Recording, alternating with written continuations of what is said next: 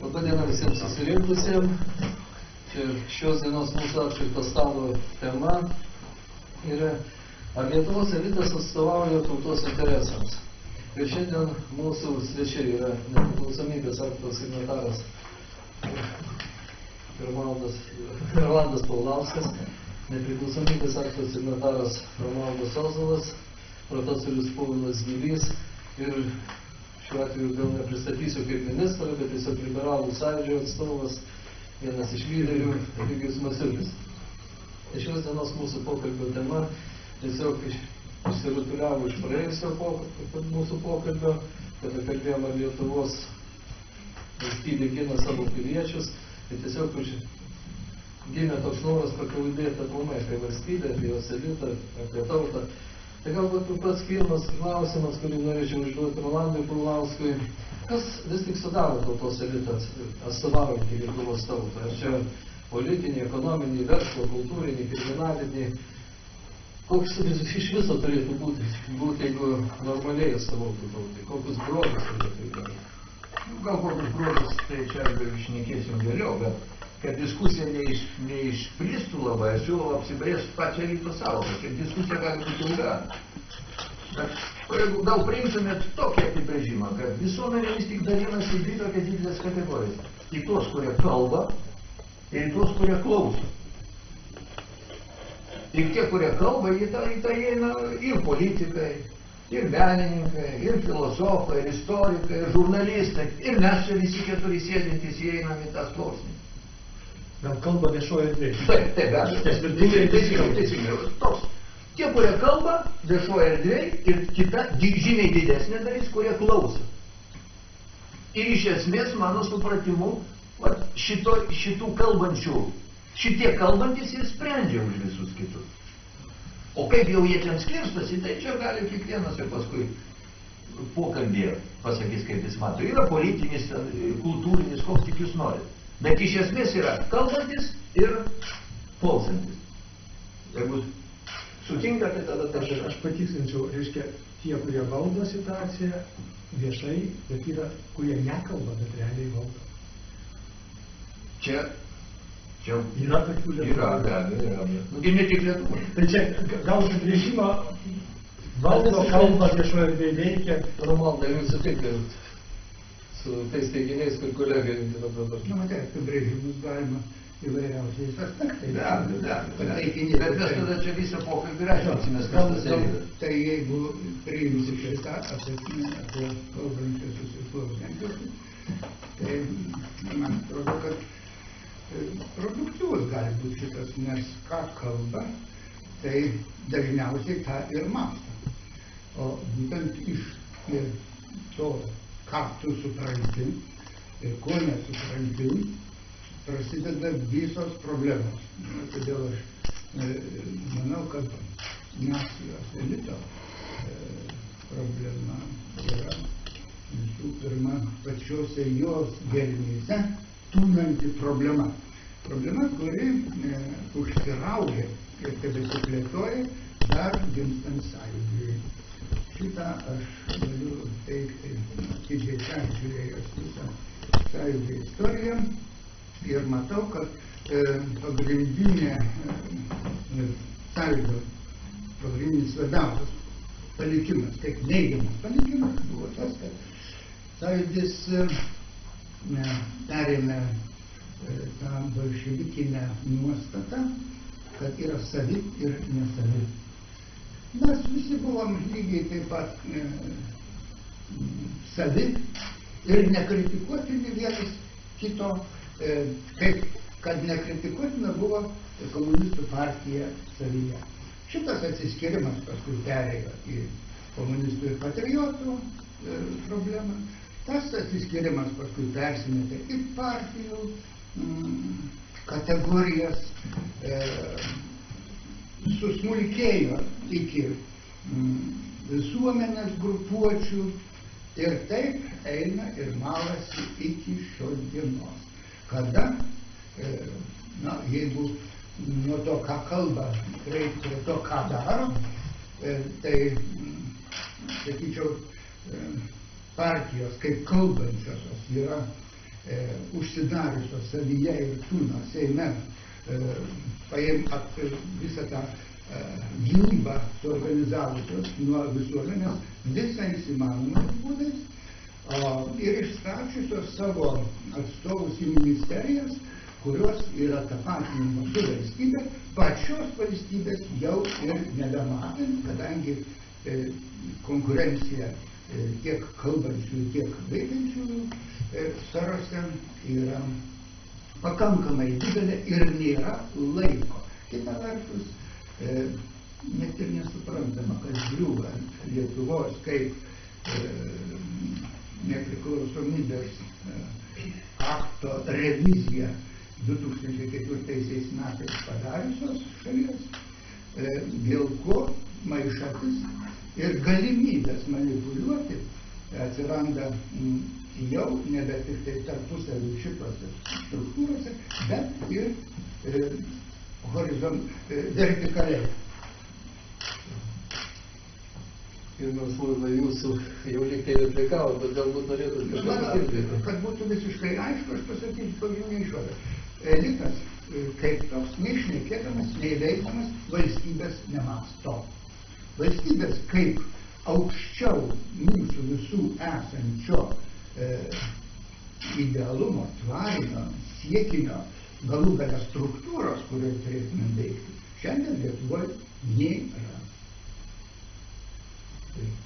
Aš gal truputį švelniau pasakyčiau, nors linkęs aštriai vertinti tą situaciją.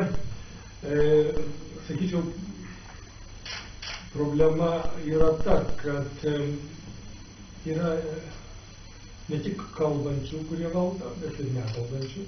Tai, sakysim, Lietuvoje verta pamastyti, ar tikrai vieni politikai atsako už viešųjų reikalų tvarkymą. Beje, Lietuvoje nelabai priimta kalbėti apie viešus reikalus, kai tik tai pradedame nagrinėti viešųjų ir privačių interesų konfliktą, kur nors kokia nors menknikyje. Bet yra didžiulis konfliktas tarp viešų ir privačių interesų, ta prasme, kad mūsų elitas, tas kalbantis ir valdantis, nesupranta, kad tai viešieji interesai, mes jų neaptarinėjam. Ir dažnai valdo ne tie, kurie yra išrinkti.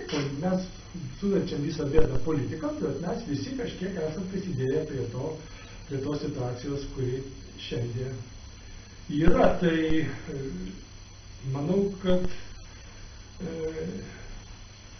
mūsiškis dabartinės, nežinau, jį galima vadinti elitas, nes jame yra ir neigiamų ir teigiamų bruožų. Pavyzdžiui, ar kokį nors kliką yra elito dalis.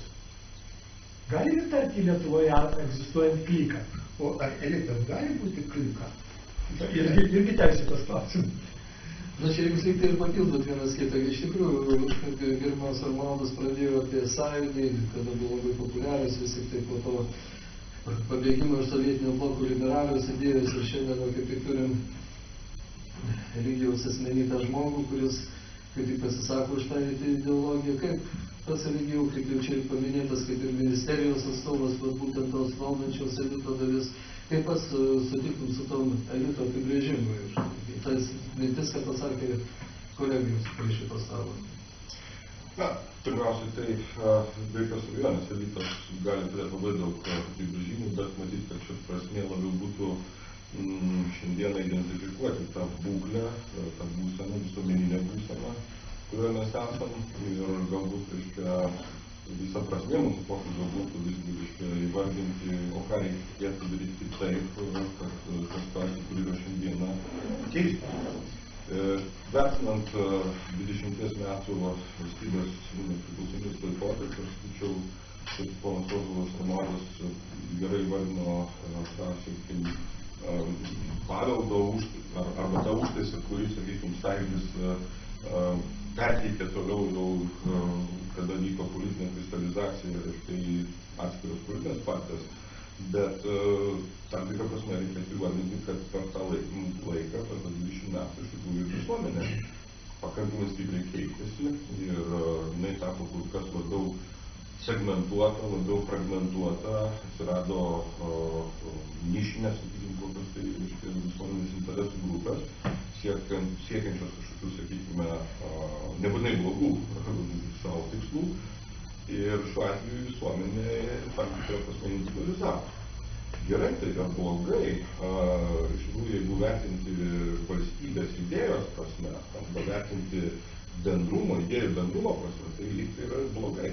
Nes mes turėjome tam tikras bendras idėjas, kurios buvo, sakykime, sutarimo būdu tarp visuomenės ir politinių jėgų, realizuojamos, ar tai būtų mūsų narystė NATO, mūsų narystė Europos Sąjungoje, ir lyg tai buvo, sutarimo būdu, nors kiti sako, kad tai buvo primestos idėjos, vėlgi, to paties elito primestos idėjos. Aš taip sakau. Žinau, aš žinau visų požiūrį gerbiu, nors galvoju šiek tiek kitaip. Ir šitoje vietoje, vėlgi, kita vertus, mano galva, individualizacijos procesas tam tikrą prasme davė ir pozityvių dalykų. Pozityvių dalykų pirmiausia dėl to, kad žmonės galbūt, savo asmeninio likimo tiesiogiai nebesieja su valdžia. Sovietų laikotarpiu tai matyt buvo neišvengiama, bet mes matome tam tikro, sakykime, palikimo, kuris kaip neigiama tendencija. Dar ir šiandieną reiškiasi ypatingai geresnio, sakykime, visuomenės sluoksnio žmonių tarpe. Vis tiek, sakykime, tas žiūrėjimas į valdžią kaip į kažkokį aukštesnį dalyką yra, visai paplitęs ir kaip mes norim, bet tai nieko bendro neturi, sakykime, su šiuolaikinės demokratijos. Ir čia, šitoje vietoje, kritiško, savim pasitikinčio, sugebančio kritiškai mąstyti ir vertinti individuo arba piliečio, šiuo atveju, mes kol kas neužsiauginam šitoje valstybėje ir tas sąlygoja tada jau elito būklį. Jeigu, yra visuomenė gebanti kritiškai vertinti, žmonės, kurie užlipa ant bačkos ir šiek tiek iškyla iš jų, tai, mano galva, tada to vadinamo elito kokybė, kur kas būna, geresnė. Ir bet kuris, sakykime, nenoriu sakyti, suvirintojas, tekintojas, tarkim, jis netampa šito elitu per vieną naktį. Tai šiai dienai, sakykime, to kritiškumo iš piliečių pusės, valdžiai, nepaisant to, kad diskusijos yra daug, bet aš jau pasigendu, ir pirmiausia, aš jau pasigendu per tą vieną dieną, kada iš tikrųjų per 4 metus tą vieną dieną, kada kalba nelitas, kalba žmonės per rinkimus. Jeigu 3 metus, 364 dienas, tarkime, žmonės klausosi, ką kalba elitas, tai jie demokratinėje sistemoje turi vieną dieną, kada jie gali kalbėti. Bet beje, kaip rodo mūsų rinkimų rezultatai ir pavyzdžiai, kad kol kas to kritinio mąstymo nėra. Ir pripažinkim, kad šiuolaikinėse visuomenėse, moderniose šiuolaikinėse visuomenėse elito reikšmė kur kas yra menkesnė negu tos ankstesnėse tradicinėse visuomenėse, kur žmonės labai tikisi valdžia, labai daug iš tos valdžios laukia ir paskutinį kartą nusivili. Čia gavas užburtas ratas, valdžia prižada, politikai prižada, visko, po to, aišku, jie nepadaro, nes tai neįmanoma padaryti ir ieškoma naujų mesijų. Tai va šitoje vietoje aš sakyčiau, kad visuomenė gali labai įtakoti elito kokybę, o šiandieną iš tikrųjų aš pripažįstu, kad to elito kaip šokė, iš esmės kokybė yra labai prasta. Aš jau prieinu prie kito klausimo, jau dėkui, kad visi sutarėm, kad viskas gerai. Kad problema egzistuoja, matau ir su Rolandas, ir Pužas nori kažko pasakyti. Aš kart noriu atsiliepti į Romualdo ir į poną Masiulio teiginius. Elitas buvo ir prie bolševikų. Jis yra visur ir visada. Kodėl nekalbama? Nomenklatūros sąrašas. Ir ten buvo irgi kalbantis ir klausantis. Tai yra kiekvienoje visuomenėje. Ir mano supratimu, kaip tik Sąjūdžio laikais, kai ana konstrukcija ideologinė pradėjo griūti, tai ir buvo kokių 2-3 metų laikotarpis, kada diskusijos vyko lygiom teisėm. Ir iš esmės. Ir iš esmės, kokiu keliu eiti. Bet kažkur jau apie 92-3 metus persvara pradėjo krypti liberalios ideologijos pusę. Ir va čia kyla klausimas, ar jinai krypo dėl to, kad jinai yra teisingesnė, ar dėl to, kad jinai buvo geriau apmokama jau tada. Ir va tada atsiliepė pono Gylio pasakymu, kad yra tie, kurie sprendžia, už tų kalbančių galvų dar. Nes kalbančios galvos dėl to, kad jinai buvo geriau apmokama jau tada. Ir va tada atsiliepė pono Gylio pasakymą, kad yra tie, kurie sprendžia už tų kalbančių galvų dar. Nes kalbančios galvos, jos turi valgyti. Jų profesija yra liežuvis, malt liežuviu. Ir reikia gauti už tai maisto. O ko aš nesupratau 91 ir 2 metais, kad taip greit ateis va ta sistema, kuri patyliukais mokės žurnalistams, mokės istorikams, mokės politikams, vienokį ir kitokį prasme. Ir ekonomistus taip pat, taip, laisvos rinkos institutas, kieno pinigais buvo įkurtas, kai savaime atsirado. Už to stovi tam tikri interesai. Ir po truputėlį mūsų viešoj erdvėj tų kalbančių galvų tarpe pradėjo dominuoti liberali ideologija, idėjos apie laisvą rinką, apie toleranciją, gražiai skambantys teiginiai, beje, net laikė gyvenimo praktikos, mano supratimu. Čia Galima atskirą, taip, bet man taip atrodo. Ir po truputėlį viešoji erdvėj mūsų elitas, tos kalbančios galvos, pradėjo reprezentuoti tam tikrą ideologiją, kuri, mano supratimu, jau tautos interesų nelabai paisė ir neatstovavo. O kita dalis tų kalbančių galvų, ir mes tame tarpe, 20 metų bandom jums prieš pastatyti kitą pasaulio matymą, bet mūsų galimybės viešoje erdvėje būtom kalbančiam galvom vis siauresnis ir siauresnis. Nes už mūsų nestovi pinigų maišai, už mūsų nestovi interesų grupės, kurios gali finansuoti tokius dalykus. Ir po truputėlį pradeda dominuoti tik liberali ideologija ir dėl to aš ir sakau, o ką tas žmogus šiandieną rinkimais, jūs sakot, žmonės blogai renkasi. Visuomenė... Bet mes turim tokius rezultatus, kokius turim. Bet iš esmės, juk visos partijos, kurios susiformavo 20-metį, jos visos eina į liberalios ideologijos farvaterį. Jos skiriasi tik niuansai. Socialdemokratai skiriasi tik niuansais nuo konservatorių ir nuo liberalų. Pačiais fundamentaliausiais gyvenimo klausimais, juk visi balsavo vienodai. Ar tai būtų privatizacija, ar tai būtų ėjimas į Afganistaną ir Iraką, ar tai būtų stojimas į Europos Sąjungą, į NATO, galų gale šitos politkorektiško šitų visų reikalų klausimai, jūs visi balsuojate vienodai. Ir tada kyla klausimas, ar jūs realiai atstovaujate tikrą tautos nuomonę, ar tauta taip mano? Ar tiesiog tam tikrų aplinkybių dėka jūs turit galimybę kalbėti tautos vardu, nors iš tikrųjų tauta mano visai kitaip. Gerai, tai Aš manau, kad problema dar yra tokia, kad tautos nuomonę gali formuoti. Ir gali formuoti teisingai, įsivaizduotum, kad yra tiesa ir netiesa. Tai gali ją iškreipti, deformuoti. Ir aš pavyzdžiui, įsitikinęs, kad 20 metų tautos nuomonė buvo deformuojama ir išlieka tik tai toks, na, kaip čia pasakius, instinktas iš tūkstantmečių glūdumos, kuris tai yra savisaugos, beje platesnės, ne tik individualios savisaugos, bet ir, sakysim, tautinės savisaugos ar bendruomeninės savisaugos. Bet 20 metų šitai bendruomeniniai mąstysenai, mentalitetui, kaip ir tautiniam mentalitetui, vietos beveik nebeliko.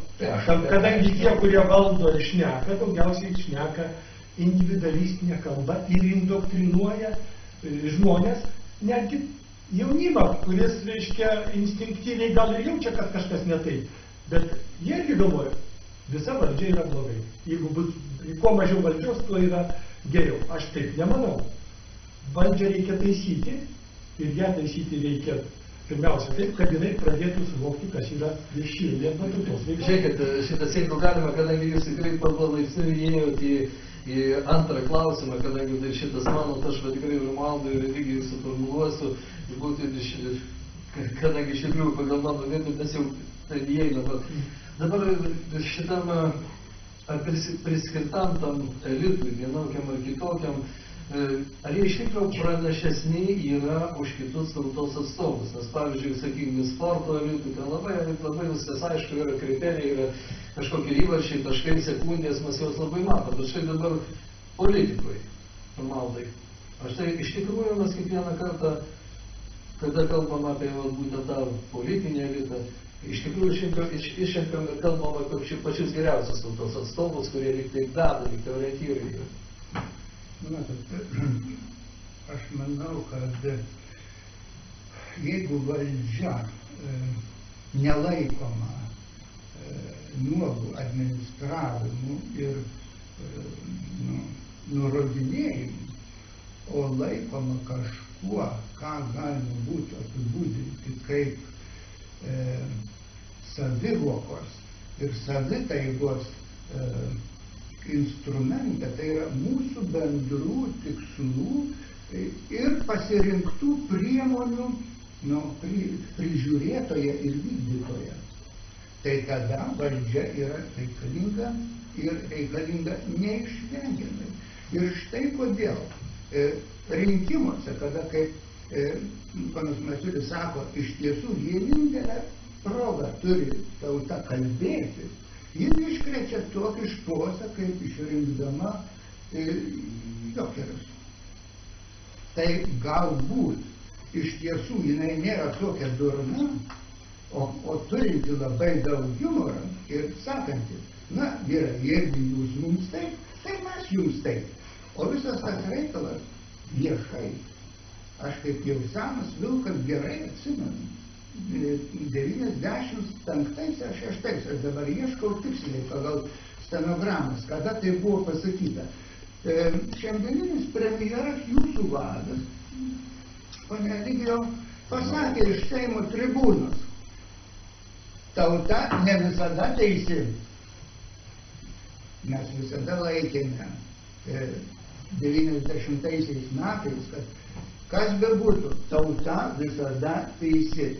Tai nereiškia, kad jos kiekvienas žodis yra šventa tiesa, bet tai reiškia, kad mes turime skaitos tašką. O kada šitai pasakome iš tribūnos, tai kas atsitinka toliau? Toliau lieka tik susitarti, kas tie teisėjai. Taip ir buvo padaryta. Ir nuo to laiko prasidėjo apskritosios gynybos organizavimas visais lygiais. Tada jau galime ne tik tai perstatinėti kėdes, kaip susitarsi ir bet kokia maišatis, kokia ten bus valdžioje, siekiančioje kėdžių, bus visiškai normalus jiems tam esantiems tame gynybos rate dalykas, nes tai jau yra legalizuota.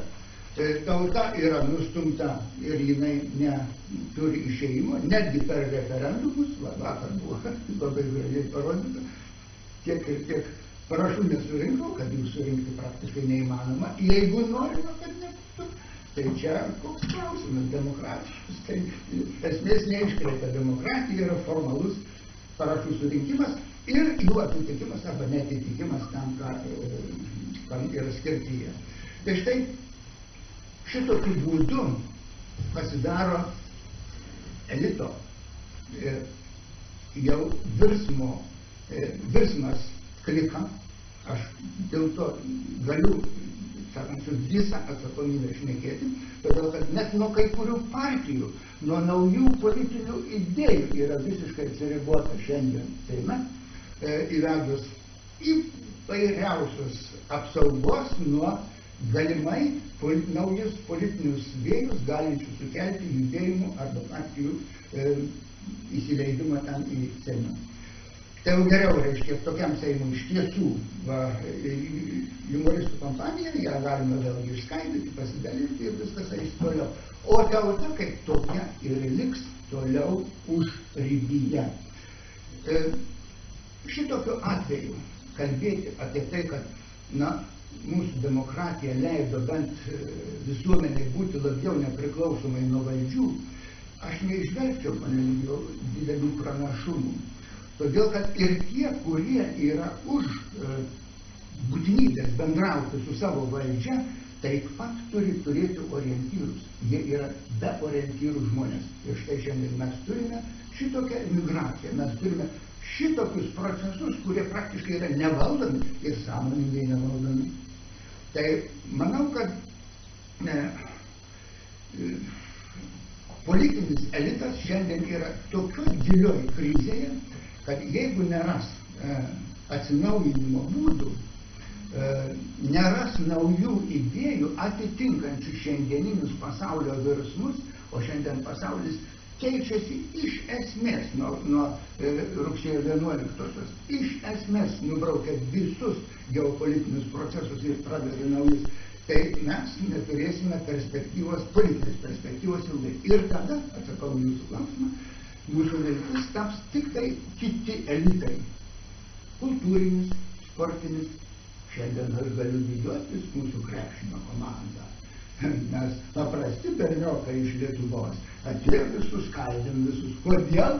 Todėl, kad ne už pinigus vėl skaldom, o kaip ir CSKA skaldėme tada. Skaldom todėl, kad mes esam paprasti vyriokai iš Lietuvos. Tai va šitokie dalykai tiems žmonėms lieka aktualūs. Jie yra gyvi žmonės, jų negalima nurašyti į užribį. Negalima sakyti, kad jie yra neteisūs. Galbūt ir neteisūs. Išrinkime, kuo jie galėtų mums būti teisūs, kaip mūsų bendruomenės nariai. Štai kur problema. Aišku, kad buvo religijų, kad nepriimtum ten labai asmeniškai, tai aš įsivaizduoju, religijos yra valdančios koalicijos trys, bet aš įsivaizduoju, tas yra ir opozicija, bet pats mačiau irgi noriu daug ko pasakyti ir jau kėlė ranką prieš tai. Tai va dabar pačiam, jeigu vėl pradedant, ar iš tikrųjų visą laiką elitas yra patys geriausi politikai? Ar tai, kad žmogus nuolat matomas televizijoje, yra ta kalbanti galva? Bet tokia yra iš bolševikinių laikų ateinanti dar nuo. Jinai yra kalbanti, bet nežinau, ar mąstanti galva. Tai va, čia irgi dar yra skirtumas. Dar vieną dimensiją galime įsivesti. Bet čia klausimas buvo Viminos dėl ar dabartinis elitas tikrai yra pats geriausias? Be jokios abejonės, ne. Be jokios abejonės, ne, ir aš čia net nenoriu čia kažkaip tai jaučiu burnos atginčytis dėl to. Bet galbūt sureaguodamas į keletą pasakytų dalykų, pirmiausia, dėl idėjų arba doktrinų tarpusavio konkurencijos, arba, sakykime, ką mums davė iš tikrųjų laisvė ir ką mums davė kaip valstybėje, kaip visuomenė, ką mums davė iš tikrųjų santvarkų pasikeitimas. Tai pirmiausia, davė galimybę laisvai konkuruoti idėjoms. Ir jeigu, reiškia, šitoje vietoje mes tai pateikėm kaip blogį tam tikrą. Jūs patikit pats, kas sako. Šiandieną aš turim laisvę konkuruoti idėjų lygiai. Aš tikiu, kad mes tam... Šitoks pokalbis yra neįmanomas jokioj televizijoje, nei komerciniai, nei valstybiniai. Jūs dabar turit galimybę dėstyti savo idėją. Čia iš esmės yra pogrindis. Nu, kur pogrindis? Nacionalinė niekas... Ne, Rolandai, tas reikia jūs pabaigti pentį, nes surandu. Čia yra mitų kūrimas, kad mūsų akise liberalai kūrė mitus. Žiūrėk, gerai, aš klausiausi religijos labai. Tolerancija vieni kitiems yra elito požymis. Šiuo atveju, mano galva, na, taip, idėjos konkuruoja ir kitas galbūt dalykas, ne visada tos idėjos yra realizuojamos taip, kaip jos, sakykime, kokį jos turi, neturi.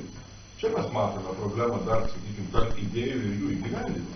Ir kartais, kai sako, kad liberalizmas kaip toks, reiškia, Lietuvoje čia nuo DDP laikų prasidėjo, tai aš sakyčiau, kad tai buvo, jeigu tai ir buvo, reiškia, tai buvo kažkokie tai epizodai iškreipiantis visą esmę liberalizmą.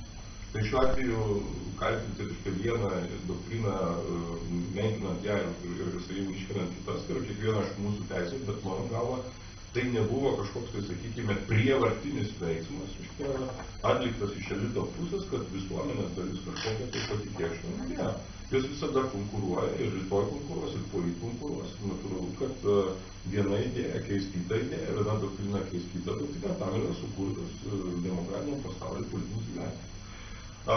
Toliau, kalbant vėlgi, reiškia, apie tautos interesus, čia galbūt, reiškia, na, aš manau, kad pagrindinis tautos interesas iš esmės jis buvo realizuotas, tai yra turėti suverenę nepriklausomą valstybę ir kiti tautos bendri interesai yra iš tikrųjų savisaugos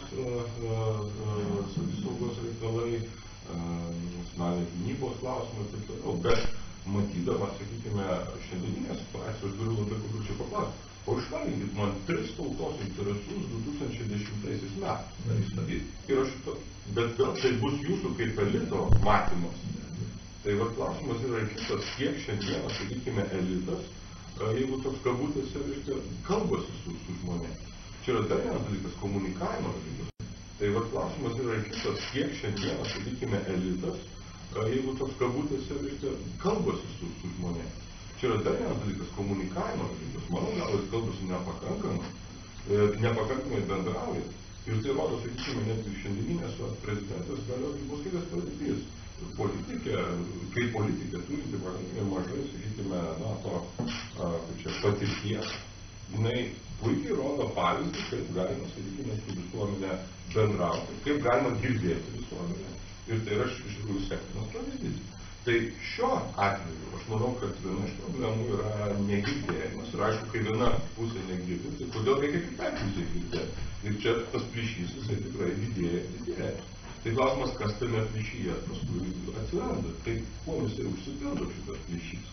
Ir čia mes matome labai daug neigiamų tendencijų valstybėje, kur iš tas plyšys užsipildo visokiais negerais dalykais. Aš sakyčiau, šiandieną tautos, jeigu manęs paklaustų, koks yra tautos interesų pagrindinis, aš sakyčiau švietimas. Švietimas visuomenės tam, kad visuomenė būtų labiau atspari atskirti pelus nuo grūdų, kad galėtų kiekvienas žmogus kritiškai vertinti tą kalbėtoją elitą ir pagaliau atskirti, kad jau neapgautų, kad jis galėtų apsiginti ir išsirinkti tikrai tą, kuo jisai labiausiai tiki ir ką jis sako teisybę. Tai va šitoje vietoje, tai 20 metų klausimas, ar mes šitą valstybės tautos interesą realizavo, ar nerealizavo. Ir čia, aišku, vėl visos matyti politinės partijos irgi turim prisimti tam tikrą dalį atsakomybės. Mes kol kas neišugdėme to piliečio, kuris galėtų tikrai labai kritiškai vertinti, ar tai mano, ar tai gerbiamo Paulausko, ar tai gerbiamo Jakavonio pasisakymą.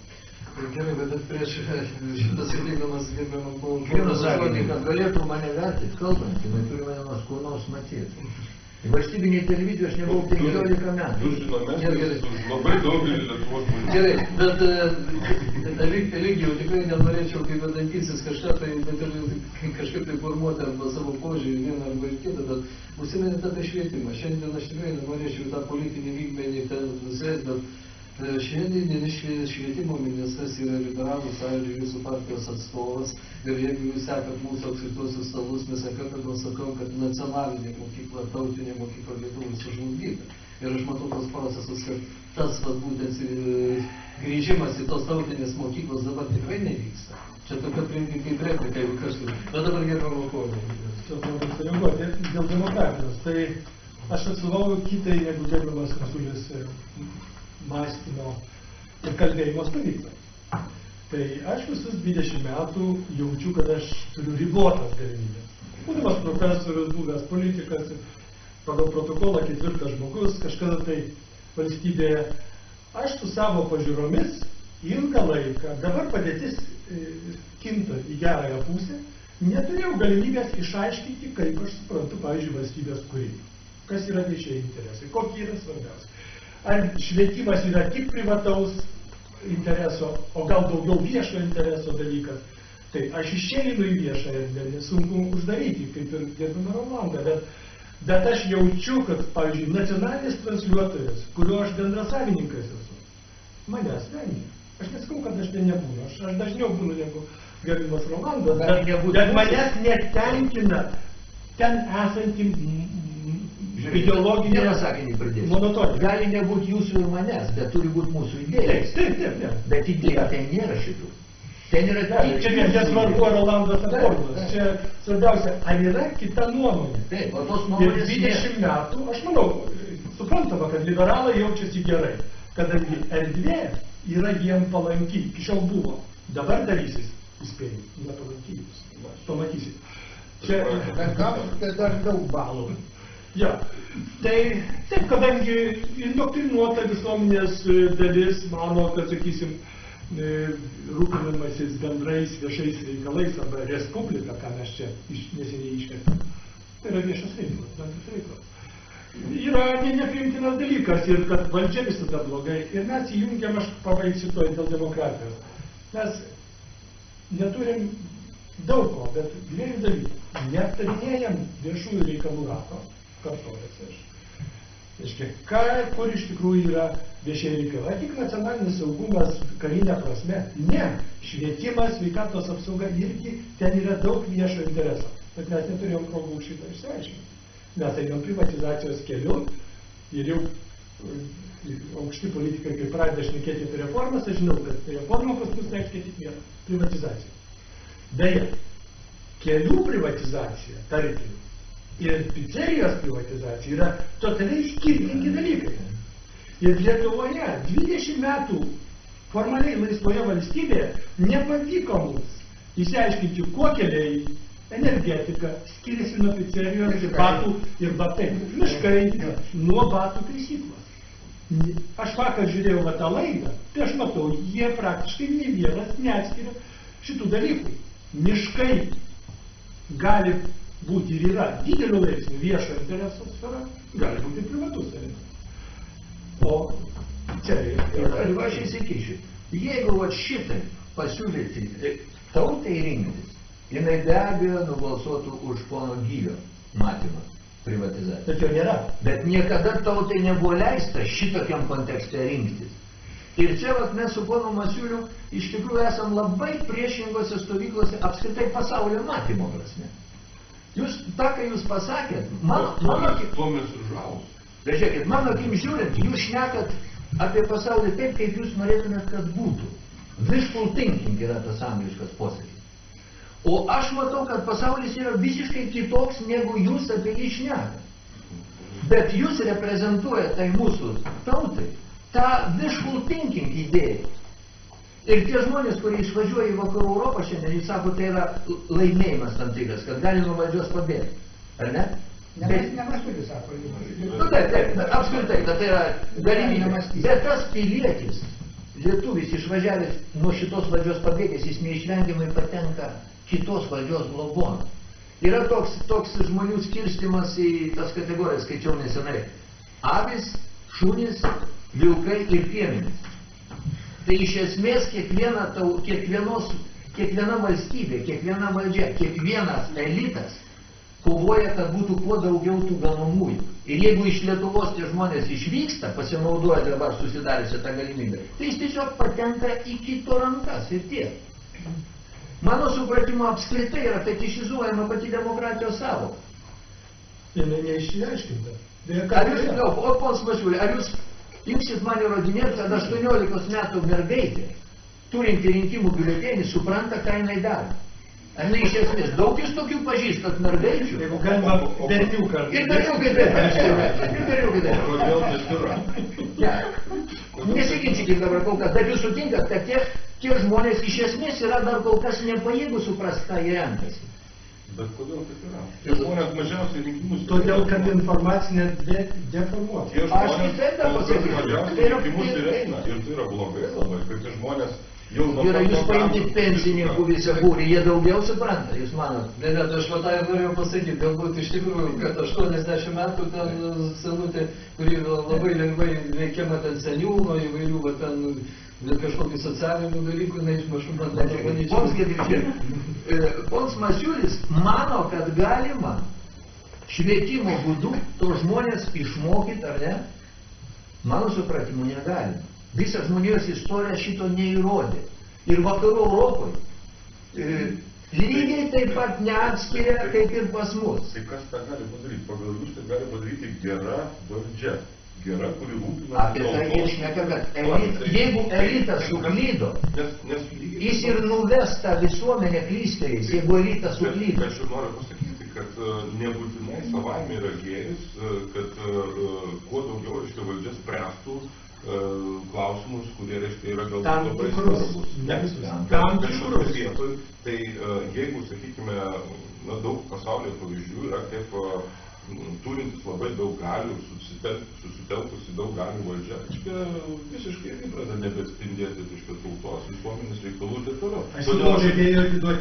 Todėl aš tik pasakau, kad kuo labiau kritiškesnė visuomenė, tuo mažiau šansų kad Kada vienas kažkas labai sakė, gerai taip. įsivaizduojantis, kaip reikia tvarkyti valstybės reikalus, atsisės į kėdę ir taip jos patvarkyti.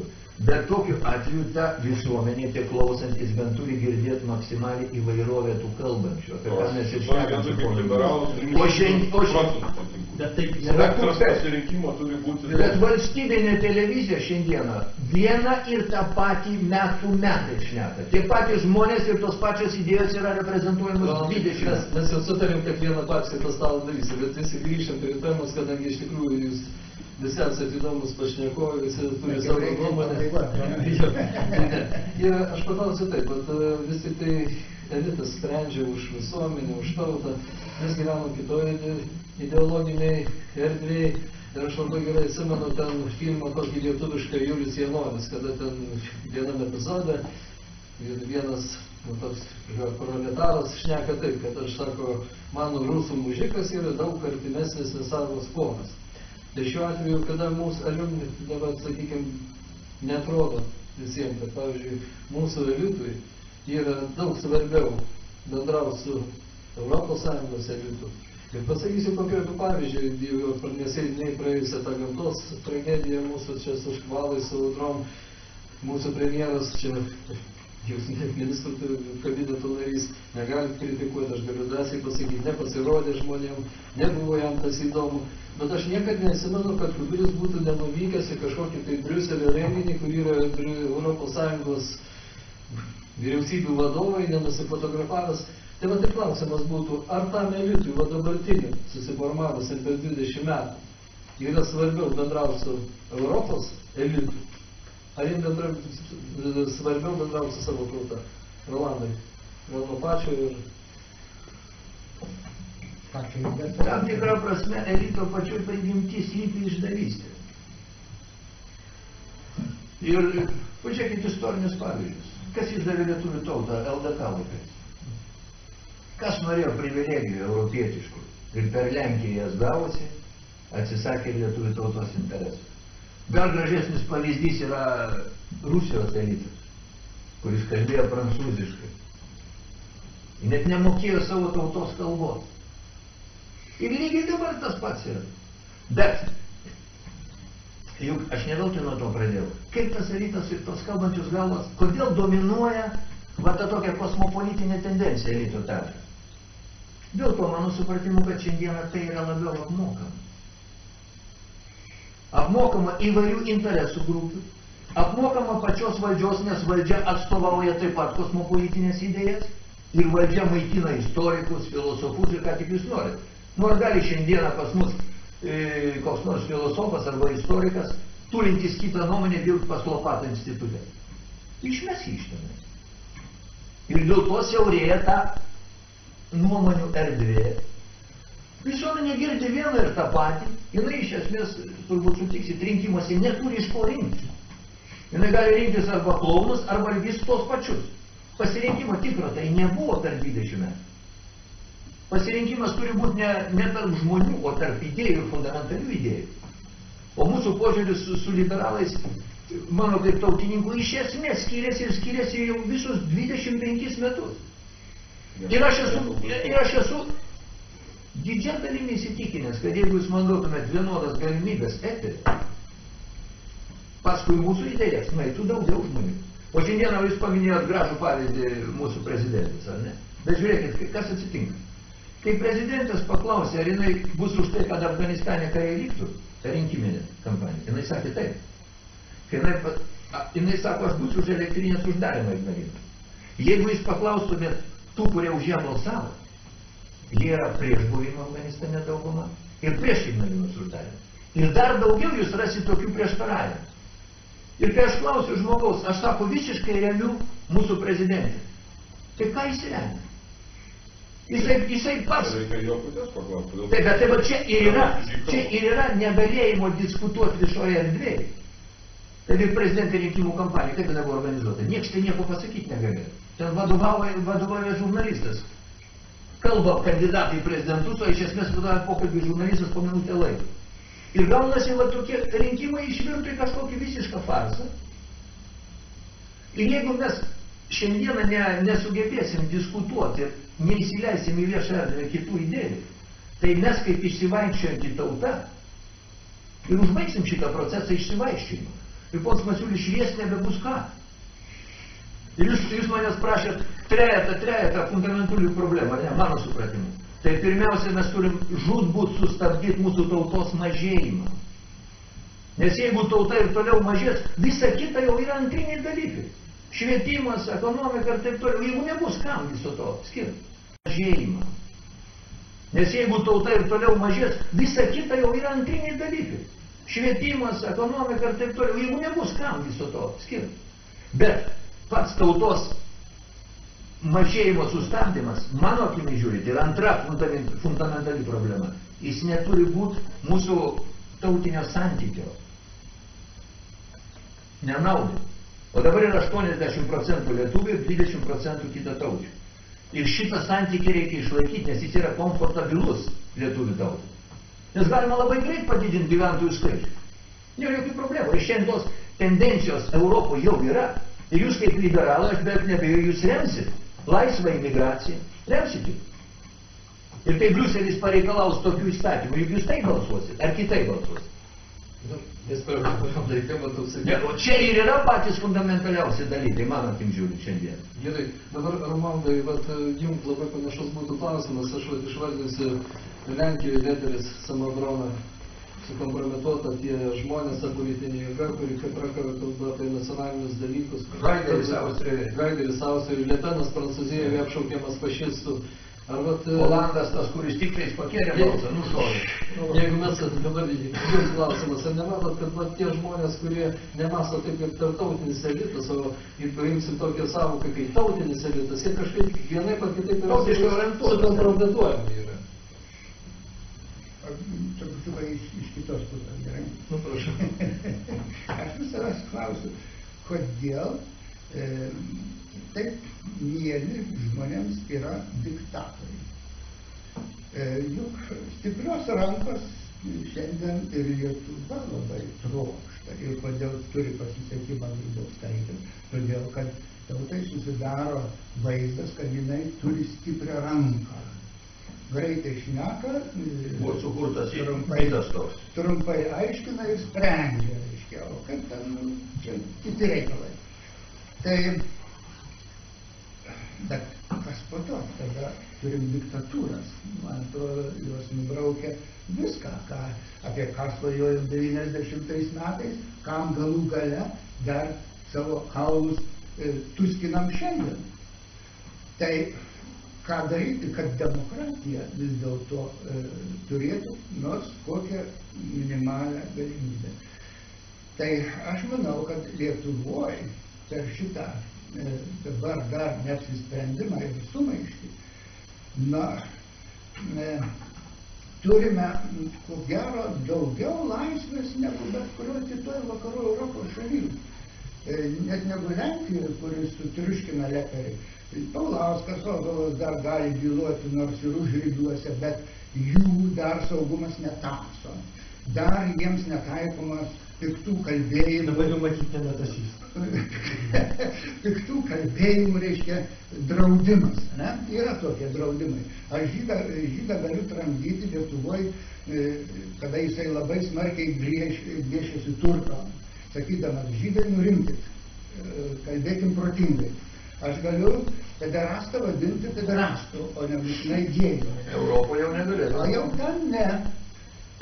Tai yra konkretus įrodymai, kad mes dar turime šiokią tokią savisaugos erdvę ir turbūt prie mūsų neprieina tik tai todėl, kad dar nėra sustyguota viskas.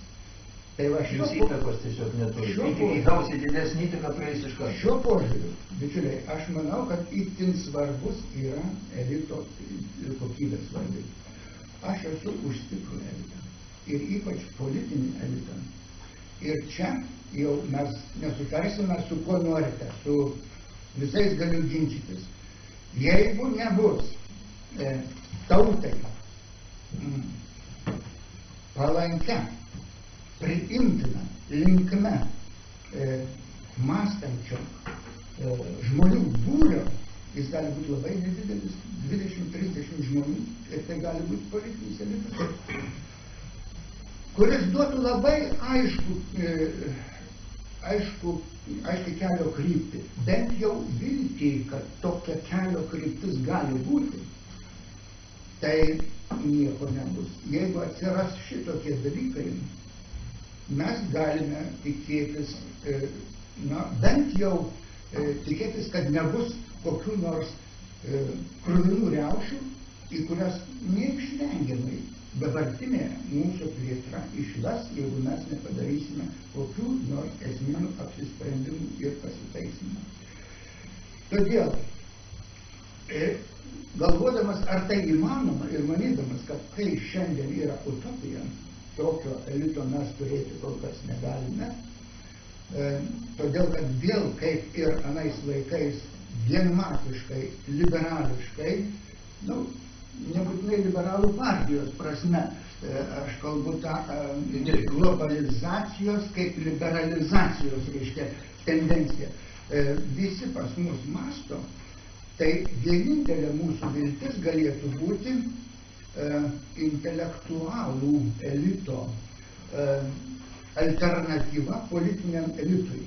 Deja, intelektualų elitas kol kas taip pat nesugeba suformuoti. Yra jau du. Suformuoti tokio alternatyvaus valstybės ir jos ateities mąstymą. Aišku, kad elitas būtų stiprus, tai pirmas ir iš tikrųjų čia prie stalo Vigijus pasakė. Bet jūs užkabinot kitą temą, gal Povilui kaip ekonomistui pasakysiu, nes yra toks pasakymas, kas sugadina demokratiją, galima ištaisyti tik tai diktatūrą. Ir jeigu žiūrint iš ekonominės pusės, šiandien Baltarusija ir tos krizės kaip ir nejaučia. Tai ar Baltarusijai pasisekė, kad turi tokį vadovą kaip Lukašenka, arba Rusijai, kai turi Putiną, kur jau vis tik tai kalbam apie tai, kad ir Grybauskaitė lyg tai eina į tą pusę tvirtos rankos. Jūsų nuomonė ir pratęsiant šitą. Šiaip aš esu moksle daugiausiai dirbęs valdymo srityje ir žinau tokią tendenciją. Jeigu sistemai gresia didelės grėsmės, bet kokiai, biologiniai, socialiniai, gilinkis į centralizaciją. Ir va tas polinkis, reiškia, ieškojimas stiprios rankos, tai čia yra reakcija. Ir, pavyzdžiui, jeigu mūsų aplinka būtų kitokia, tai mes nebūtume čia Europos Sąjungoje, tai mes galim, reiškia, labai lengvai sukurti klykos, huntos valdymą, vieta ranka, organizuota, tik nežinia kokių interesų vedina, bent jau ta punta, kur čia valdė kurį laiką, tai aš jos interesais, reiškia, nepasitikiu. Bet visada yra pavojus, kai tik centralizacija įvyksta, ir iškeli arba vieną, arba grupę žmonių, paprastai tai yra grupė žmonių, tik tai kažkas įasmenina tą grupę, tai yra pavojus, kad deja, tie autokratai gali būti už viešą interesą. Jie gali būti. Tokį, ne. Bet kiti rūpinasi tik savim ir savo grupės. Yra dvi autoritarinės sistemas. Tai bet net ir ta geroji sistema gali įsiginti, kadangi atėjo jisai, sakysim, po perversmo į valdžią, turėjo labai gerų tikslų, paskui per 10 metų degradavo visiškai. Tai iš tikrųjų mes turim situaciją, dabar aš grįžtu prie Lietuvos, kur stiprėja jausmas, kad mes esam sisteminėje krizėje. Ir aš jau girdžiu, reiškia, viešoje erdvėje, tai gyventi toliau negalime. Prieš 5 metus aš nieko panašaus negirdėjau. Puikiai visi gyvenom, tikrai nepuikiai, bet nebuvo šitos idėjos. Ir dabar jinai ore gyvena. Jeigu būtų kitos sąlygos, tai kietos rankos yra. Jeigu mes nebūtų Europos Sąjungos žmonės, tai kietos rankos žmonės čia greitai pajustų jungtų valdžią. Mums yra kita alternatyva visgi aptarti. Iš tikrųjų, fundamentaliai aptarti, ką šitoj sisteminėje krizėje reikia padaryti. Ir kas tą gali padaryti. Nes sutinku, dėl ydingos politinės aplinkos, politinis elitas dabartinis nelabai pajėgus tą padaryti. Ir čia yra tragedija. Noriu Reiškia, pabrėžti. turėtų būti intelektualiniai ir kitokie lygiai, kurie turėtų... Čia spaudos didžiulis vaidmuo. Kolegos, jūs nesutiksit su tokiu teiginiu mano. Aš žiūrėdamas į pasaulį, matau, kad apskritai visur yra autoritariniai režimai. Tik kitur tą autoritarinį režimą ir atlieka elitas, kuris labai aiškiai suvokia savo vaidmenį. Paimkim Jungtinės valstijas. Tenais tos pačios firmos remia ir vieną kandidatą, ir kitą pinigais. Klausimas tik Ir politinių kalinių. Vienuose režimuose yra politinių kalinių, kitose ne. Taip. Sutinku.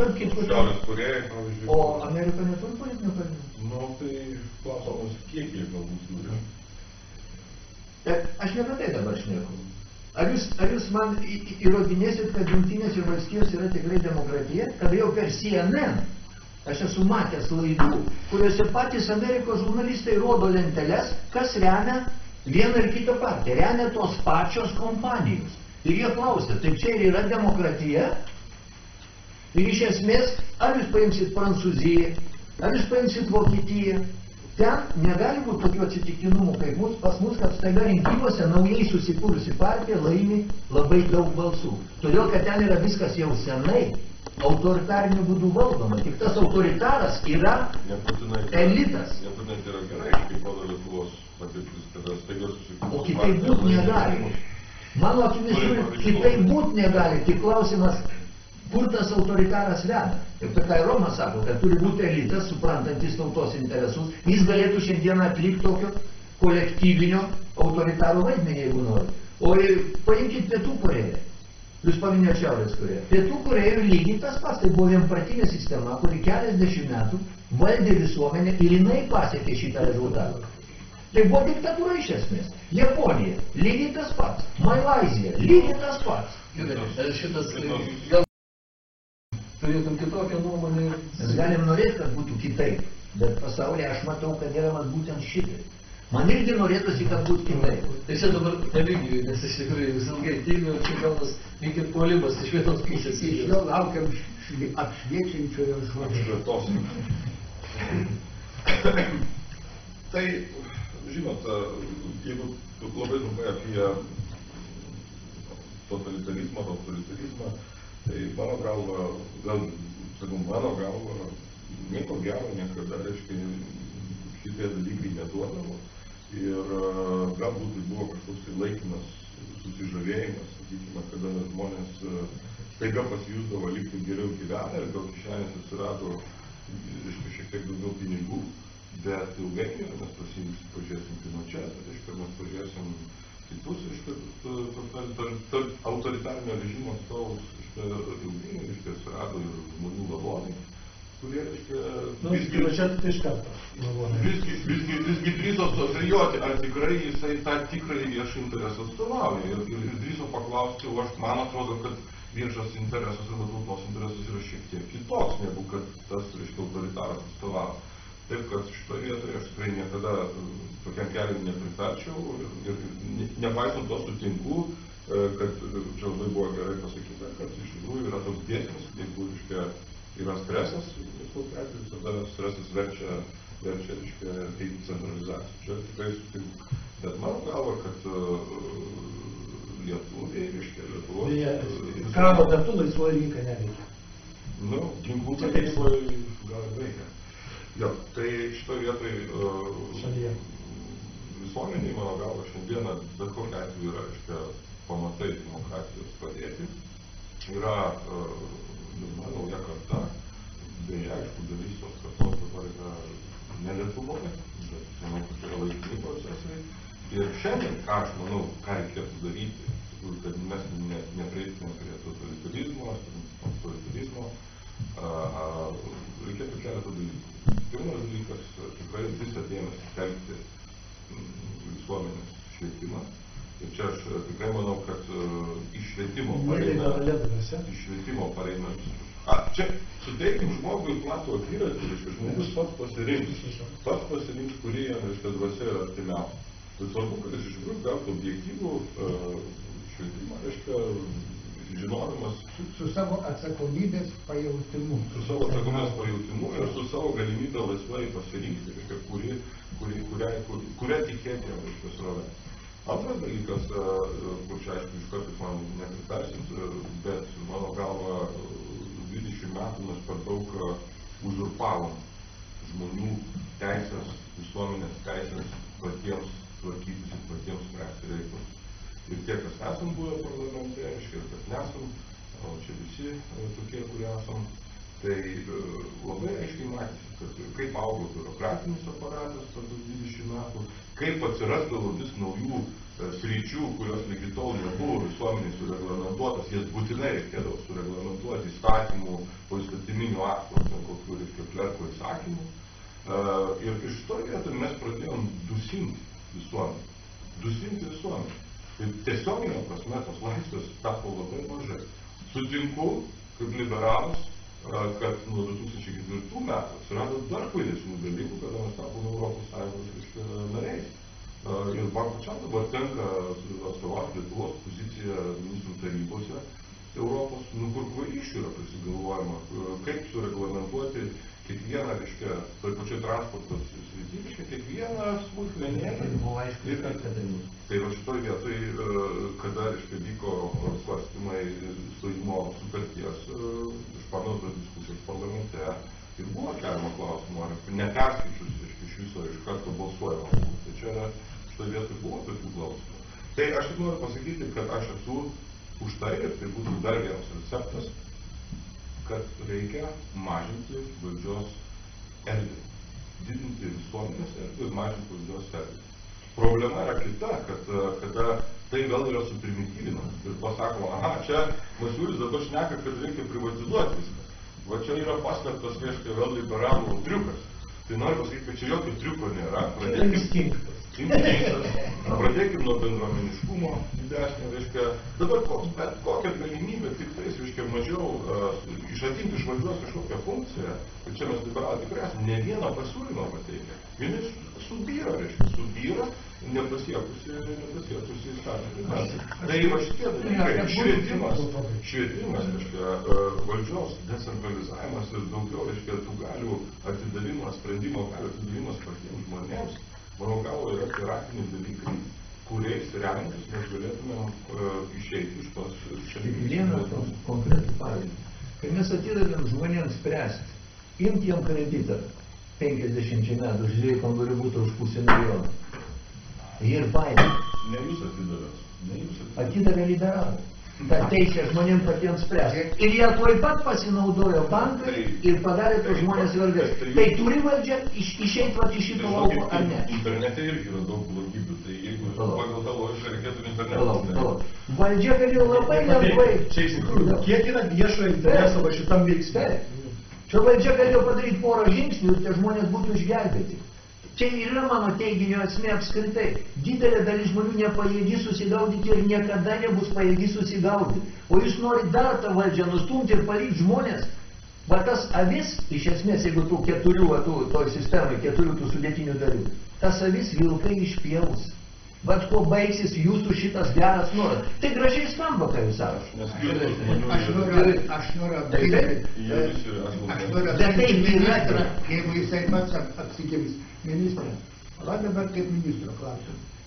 Uždarysite geležinkelio ruožą iki Marcinkonių. Paliksite tik iki Varėnos, ar vis dėlto paliksite iki Marcinkonių?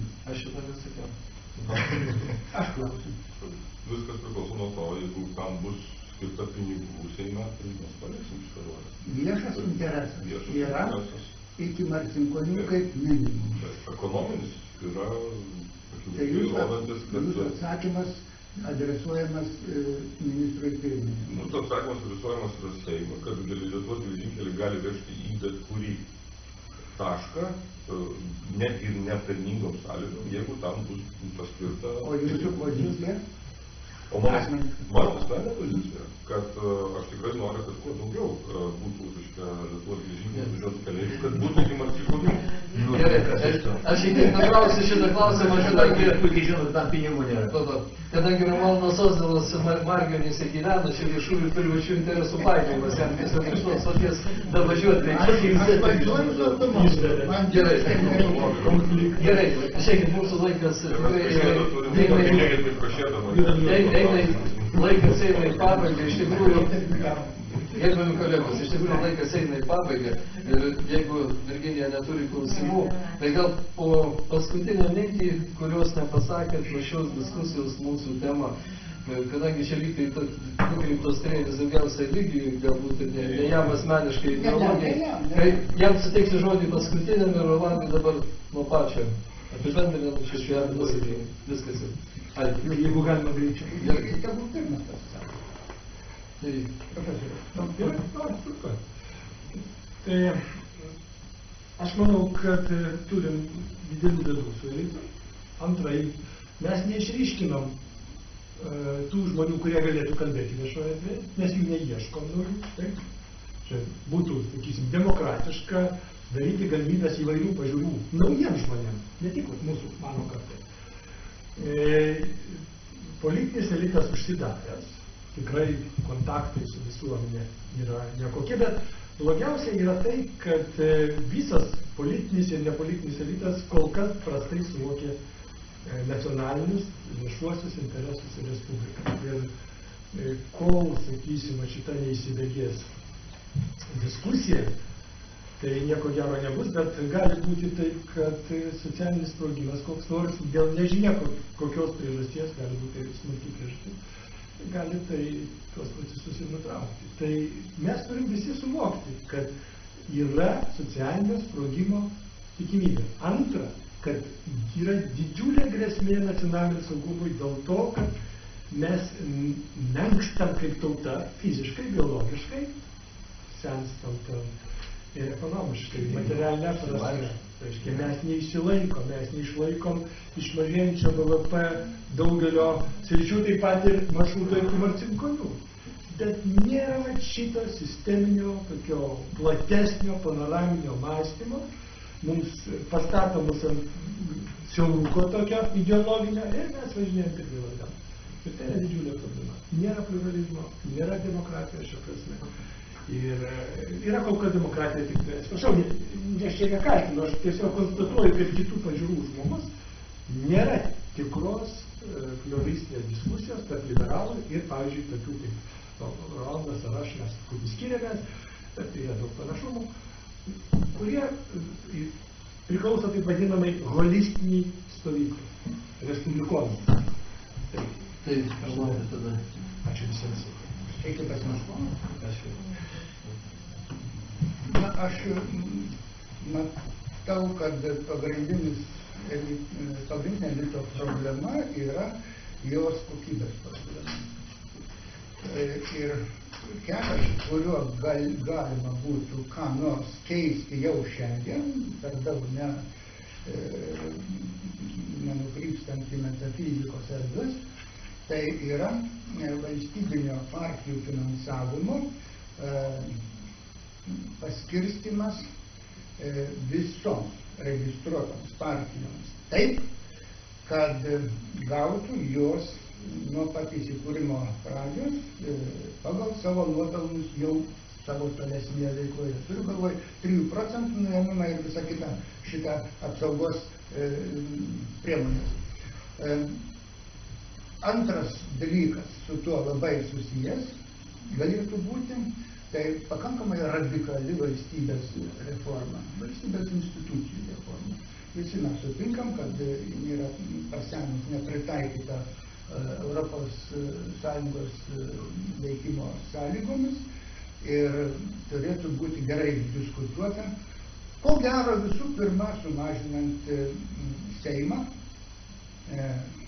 iki, kaip kažkada mes esam svarstę, iki kokio 101 žmogaus, bet galbūt padarant tokį senato tipo visuomeninį Seimą, tarsi antruosius rūmus, va šito sumažinimo sąskaita, kur įeitų tik tai patys žymiausi nepartiniai žmonės, tarsi, senolių taryba kokia. Be šitokio, jeigu šitoks intelekto politinis suaktualinimas Lietuvoje yra neįmanomas per valstybės sistemos reformą, kartu mažinant ministerijų, yra bent 2 tikrai per daug, Tai tada reikėtų labai aiškiai užsibrėžti uždavinį, kažkokiu būdu paveikti mūsų intelektualus, kurie galėtų sudaryti tautai gerai girdimą intelektinę opoziciją esamoms valdžioms. Visoms be išimties kritikuojant tas, kurios šiandien valdom. Rolandai. Nu, mane gyvenimas įtikino vienu dalyku. Sprendžia už kiekvieną tautą, ne tik už lietuvių, už bet kurią tautą pasaulyje sprendžia elitas. Elitas tai aš vadinu visus, kurie kalba tautos vardu ir daro tautos vardu. Ir problema Lietuvoje yra ta, kad dėl to, kad mes buvom orientuoti į vakarų civilizaciją, labai greitai mūsų elitas persėmė tom idėjom vakarų civilizacijos, kurios pačios, mano akimi žiūrint, šiandieną bankrutuoja. Kiek ekonominės idėjos, laisvos rinkos, pavyzdžiui, paimkim laisvos rinkos idėją. Nu, jos nėra niekur ir būt negali. Jos nėra iš principo, yra vieni ribojimai ir kovos už rinką. Jeigu mes pradėsim atskirai svarstyti, nu aš jūs užversiu pavyzdžiai. Tai šnekėkim, kaip atkurti nacionalinį ūkį. Taip, bet kada žiūriu į mūsų elitą, jis yra persėjęs va tą tokią manimų fikciją laisvos rinkos ir vardan šitos fikcijos paaukojo mūsų ekonominius interesus didžią dalį. Mes visiškai nesaugom savo rinkų. Paprasčiausias pavyzdys, lietuviai prie bolševikų rožės augino. Dabar užauginti Lietuvoje neapsimoka. O kiek būtų darbo vietų? Paprastų darbo vietų.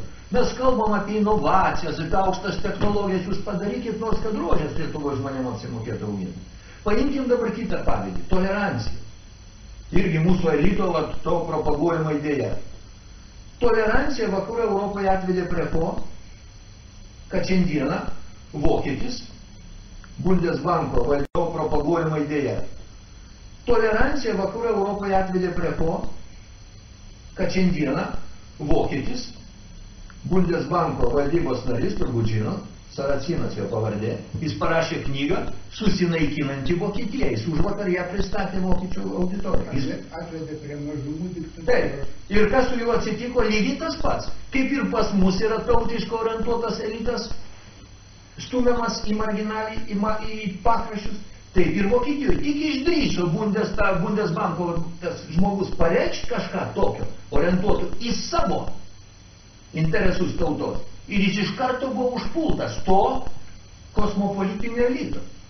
Ir pavojus, mano akimi žiūrint, yra Lietuvoje didžiausias, kad didelė dalis gerų žmonių iš esmės, talentingų žmonių, bet yra persėmęs absoliučiai klaidingom idėjom. Nu, paimkim, kad ir tą garsų straipsnį Tomo Venclovo, kuris dūsta.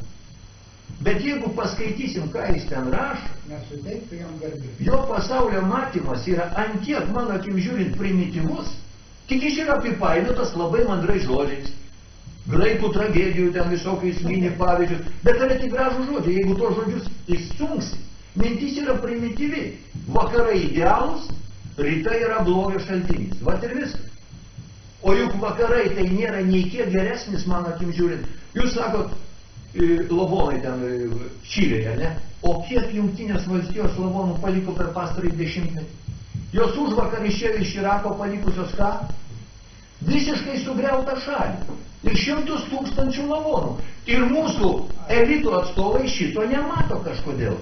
Ir jeigu mes nepradėsim kalbėti su tuo elitu viešoje erdvėje diskutuoti, tai mes taip ir liksim išsivaikščianti tautą. Ir laiko nieko nebedaug.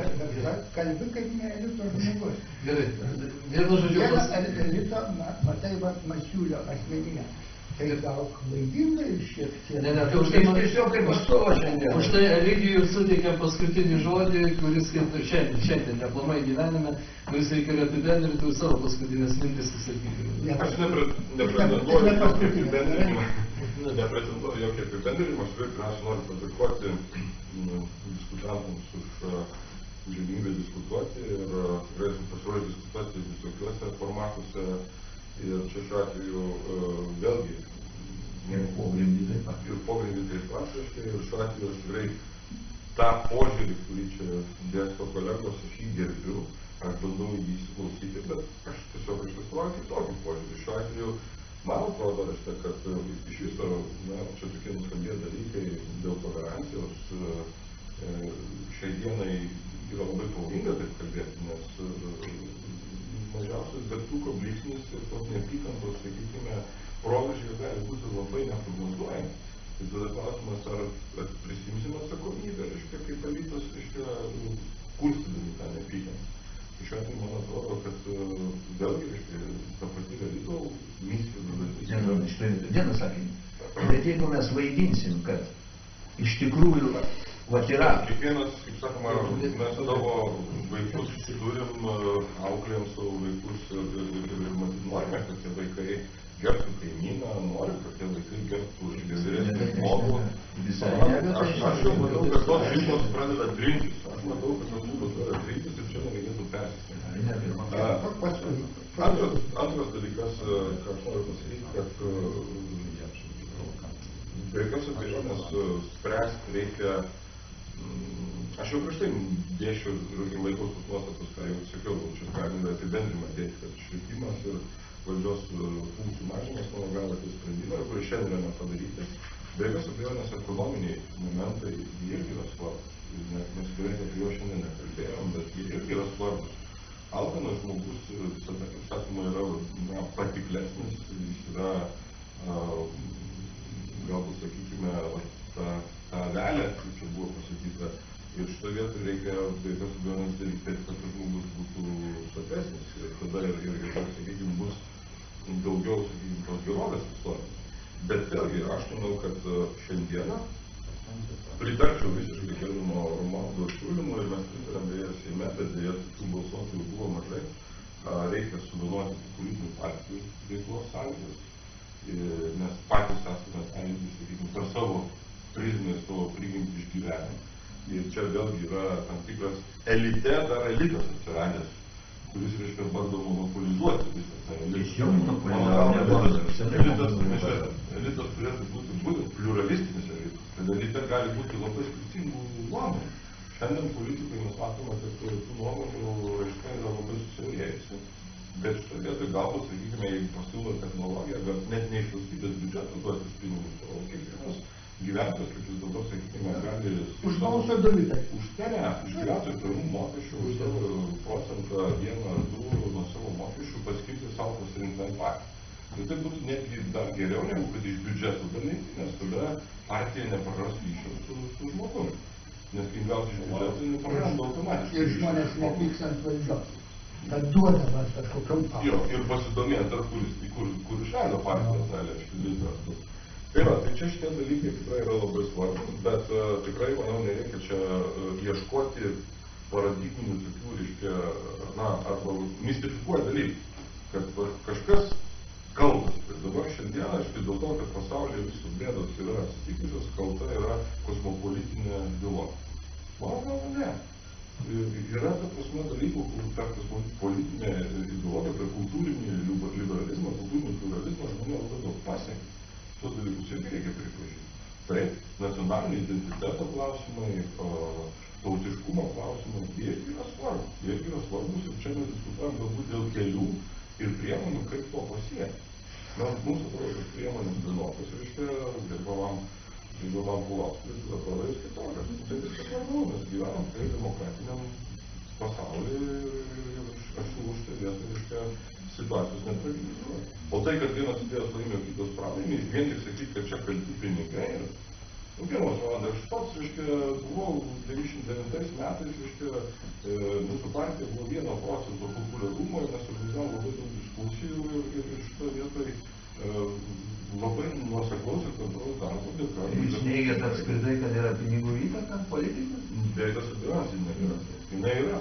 Bet šitoje vietoje sakyti, kad viskas vien tik dėl to yra ne visiškai sąžininga. Tai aš tikrai galvoju, kad šiandien svarbiausias dalykas yra kiek įmanoma deginti tą didėjantį atstumą tarp visuomenės ir elito, visuomenės švietimas ir elito be jokios abejonės kokybė. Nes šiandieną mes matome problemą dar ir kitą. Aš kalbinu žmogų, kaip partijos pirmininkas, aš kalbinu žmogų Zarasuose, kalbinu žmogų mediką Joniškį, kalbinu mokytoją Klaipėdą ir sakau, ateik juokis prie mūsų, puoselėk mūsų idėjas, kartu, jis sako, žinai, bet